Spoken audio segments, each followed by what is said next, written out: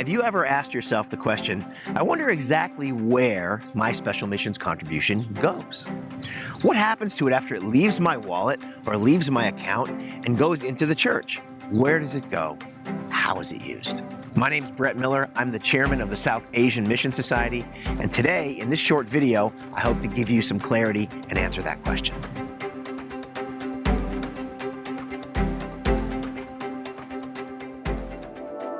So biblically speaking, when we give our missions contribution, we are supporting the Great Commission.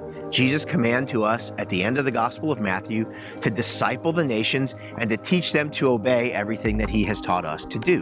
So practically speaking, how do we accomplish that with our missions money? The first thing we do is we support the work of ongoing churches in South Asia so that they can continue to make disciples in their cities. The second thing that we do is we support the School of Missions, where young people from those churches that we've supported can go and get training to learn how to teach other people to follow Jesus and obey the Great Commission. And thirdly, we support those young missionaries when they graduate from the School of Missions to be able to go to another city somewhere in South Asia and plant a church and repeat that process.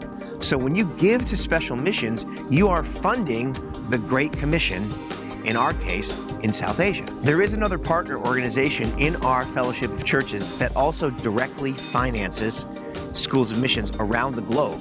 So not just in South Asia, but around the globe, and that's the Beam Missions Foundation, or the BMF. The BMF is based out of Boston, in the Boston Church, and the BMF exists solely for the purpose of training young people through the schools of missions to be on the missions field. I was recently at a BMF conference in Boston where they brought together some of these young dreamers and young missionaries, the chairman of the different schools of missions, church building teachers, evangelists, and experienced missionaries all together in one room from all around the globe to talk, pray, dream, and try and make sure that the money that we're sending and the plans that we have are met with enthusiastic young people who want to serve God and want to be on the missions field. The clips that you're about to watch are conversations with my friend Doug Arthur and other people who experienced that conference, and I hope that they'll give you vision and they'll help you to be excited that the future of global missions is in the hands of the next generation, and you, along with us here at the South Asian Mission Society and the BMF, can be a part of supporting that as you give generously to special missions. The message in Acts 2, which is borrowed from Joel 2, is this idea that God is going to pour out his spirit on all people, right, and that the young will see visions. And you know, I'm so inspired by this little group called Chance of a Lifetime, right, who were offered an opportunity to go on a 15-month internship that will take them around the world. And that within a matter of weeks, 40 people signed up, and now there were 15 that were selected, and they're doing incredible things. And I see the young and the vision, and it fires me up.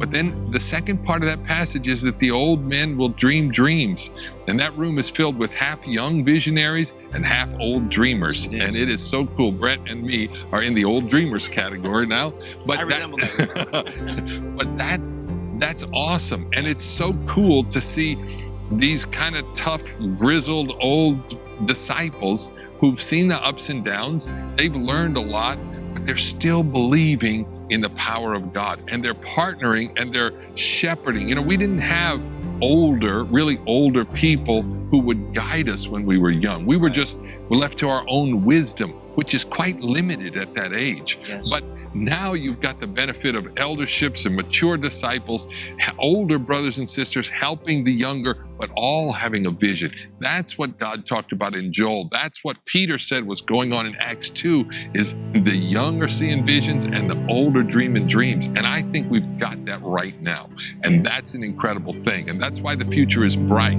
I am so grateful for the generation that came before us in our churches, because they've really prepared the way for us and given us opportunities to carry out the visions that we have. I feel empowered. I think I feel empowered by people raising me up, raising others up.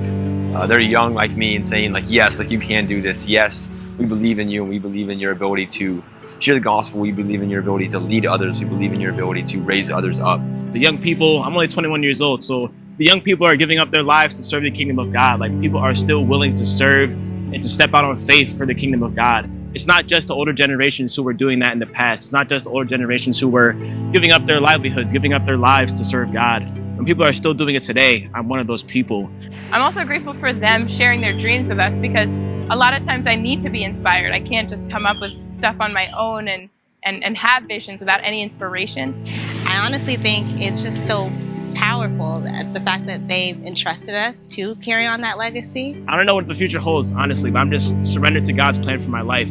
I just want to be able to put myself in the best foot forward to bring the news of God to everywhere I go. You know, it has actually been really inspiring to be here at Global Connect. And from my vantage point, you know, with up on the stage this morning, when the young interns from San Antonio were asking questions and sharing, I was watching some of the older, you know, Joe Slippo and some of those older guys, and their faces changed and lit up. Yeah.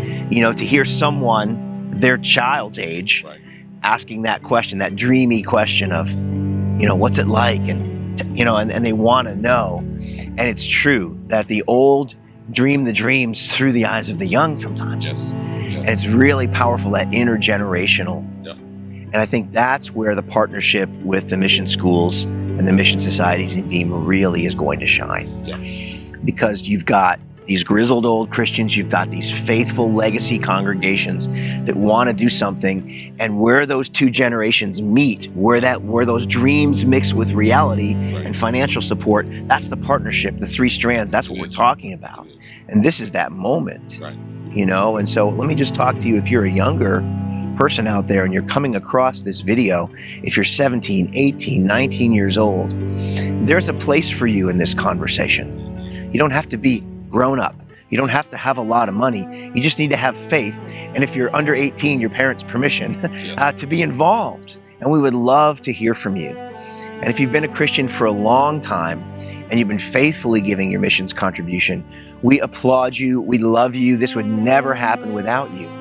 And there is still a place for you on the mission field. There's a place for you in these conversations. The story is the same, but the characters do change. And this is a time that you can write yourself right back into that great mission story. And I hope that people do find this talk and the footage from this weekend and what we're trying to do really very inspiring. From every disciple serving on the missionary field and the churches overseas who will receive your contribution, thank you for giving. To find out more about special missions opportunities, be sure to visit beammissions.org and follow up with your local ministry leadership.